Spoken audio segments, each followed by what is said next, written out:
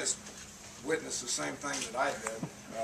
Congratulated the team for being 4-0 and 1-0 in conference, and want to commend Baylor for playing hard. They played well offensively and had an opportunity to shut it down 3 or 4 times and didn't. That's a tribute to Coach Browse and understanding how this game works. So with that, I take some questions. You've preached about your team continuing to play even when you have a lead. Is this the object lesson that you think we'll finally get through? Yeah.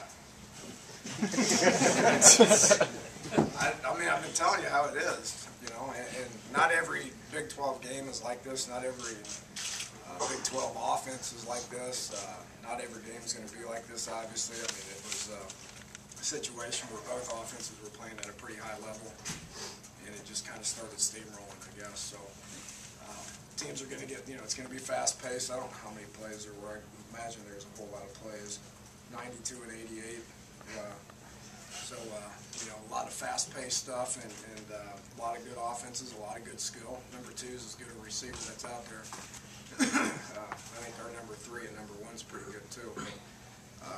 You know, it's just the way it is. You can't get down. You got to play a lot of people. I don't think we did a very good job defensively of playing as many people as we need to. You get into a comfort zone of playing the same people, and that'll get you in trouble at times. So you got to build depth. You got to roll people in and out. You got to play. You got to keep playing no matter what happened the previous series. You got to get out there and keep playing. Is this typical of all the games in the Big East? No. Any Big 12?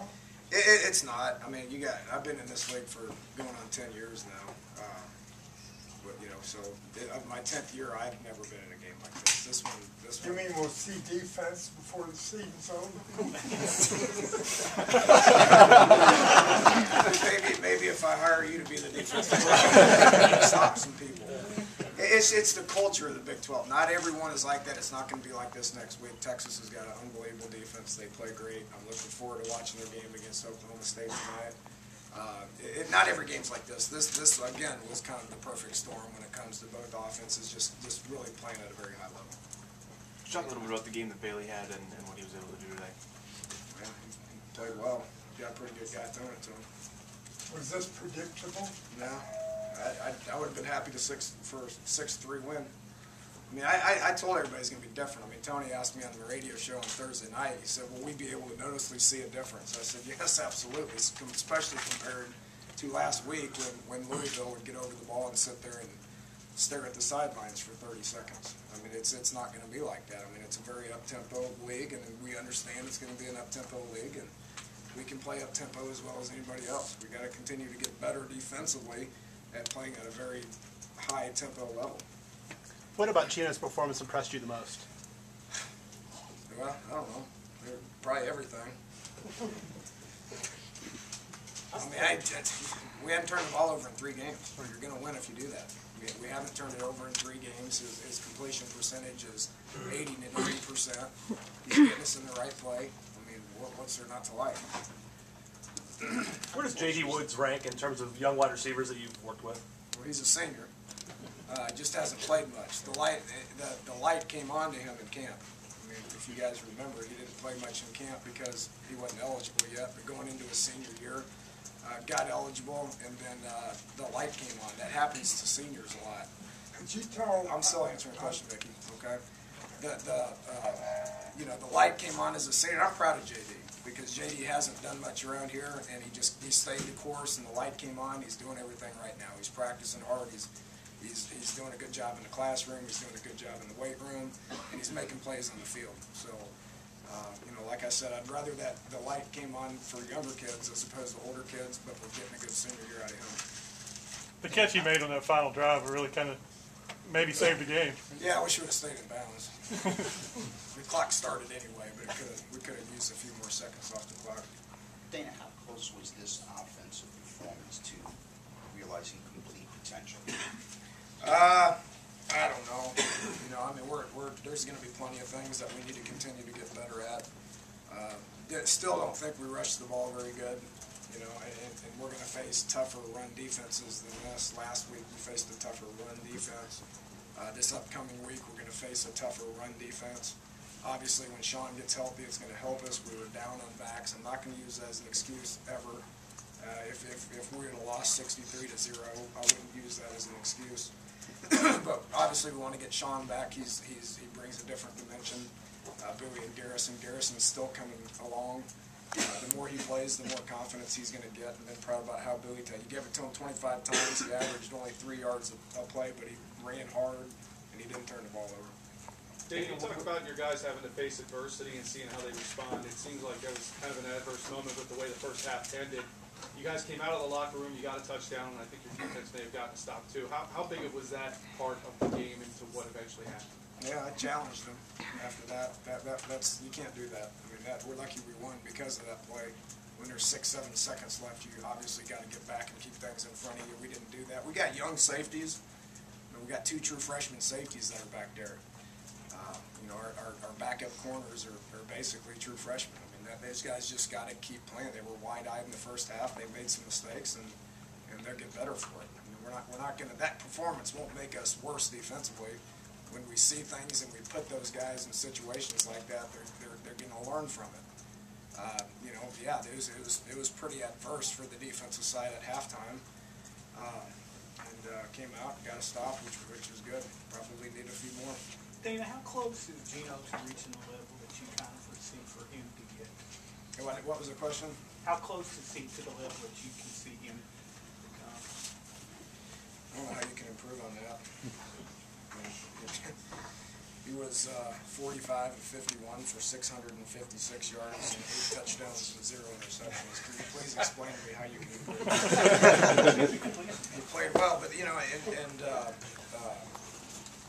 Nick played well too. I mean, he had 580 yards. Terrence Williams had 300. I mean, as good as Stedman played, I mean, Terrence Williams had 17 catches for 314 yards. He's a great player. Dana, people might look at all those numbers and say, when the defense being played out there, but when the offenses are going like that, is it really difficult for defense to cover everything that's out there for both those offenses? I don't know. I mean, both offenses played well. To say that the defenses didn't play very well, I think would probably be an understatement. But and again, both. I mean, Coach Brow's going to say the same thing to his guys. We gotta keep improving on what we're doing. It's a long season. We got 8 more conference games. It's not going to get any easier. It's going to continue to get harder, and we need to continue to get better. Dana, your team got separation there in the third quarter, trading touchdowns. Did you sense that your team may have let up some, or how does Baylor come back like that? We didn't let up. I mean, because they don't give up. They don't quit. They've been in games like that. They understand that style of ball. They understand that. I've been in a lot of games where you've been down more than 21 points and you come back and you win. And Coach Browse has been in a bunch of games where you've been down 21 points and you come back and win. So, I was glad, was happy with our offense to be able to get out there and take some time off the clock and just try to run the game out, which we did at the end. Dana, you mentioned the wide eyes of your defenders in the first half, and you and your defensive staff knew the style of Big 12, but for the defenders, did you anticipate, a pretty big learning curve in terms of you can practice it, but until they really experience this kind of style? Yeah, I mean, they're going to have to go through it to be able to understand it. I mean, we can put them in practice situations a whole bunch, but until they actually see it, just like you guys, and you guys didn't believe me when I told you about the style of play, how much different can it really be? Well, it is different. I mean, they play fast and their tempo is great, and we got to learn from it. We got to be able to handle that. Dana, I know Gino doesn't care about the high school, doesn't care about the individual stuff. There are a lot of players in college football history who've gotten their moment, right, to show the nation and have not been able to hold up to it. You just read his numbers. So what does it say about him that when given the opportunity, he did what he did today? Yeah, he's the one kid on our team that's not fazed by anything. I don't care what you throw at him. He's not going to be fazed from it. So whatever situation you put in front of him, he's gonna take it head on. He's gonna have expectations for himself to be able to meet those expectations. We don't, regardless if you all put him on or I put him on him.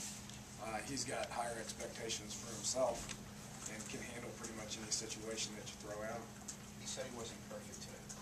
Well, he did throw 6 incompletions. I know, it's just him. I worry about that with him at times. He expects perfection, which perfection is impossible. In the game of football, perfection is impossible. It's just something that makes him great. His deep balls, I mean, he hit some guys 40, 50-yard passes where he put it right in the guy's hands. That's something he's worked on quite a bit. It has. The offensive line gave him obviously some good protection. When the defense is dropping 8, I mean, they have a hard time getting there. And so we've worked all week on Gino keeping the thing alive and keeping his eyes downfield, which we got better at that. You know, and then everybody's going to try to blitz the heck out of you, and we learned from that. We hit Tavon on that hot route, and he shook one, and scared people away from blitzing. And was Alston here today? I mean, we couldn't find him on the He's in bench the or training room. anything. His job's to get treatment. So he was. It's the way we handle it. I mean, if you're hurt, you get treatment. If you're not hurt, you play football. With all the attention to this game, were you worried about your guys being, how do you think they handled that coming just to start the game not being too? I mean, the situation didn't faze him. I mean, the atmosphere was fantastic. You all saw the same thing I did. Our crowd was tremendous. Our student section was tremendous. It's as loud as I've heard it. You know, I mean, it was a great moment for West Virginia. We took advantage of it. All right, anything else for Coach? All right, thank you guys. Thank you. Thanks, Dave. All right.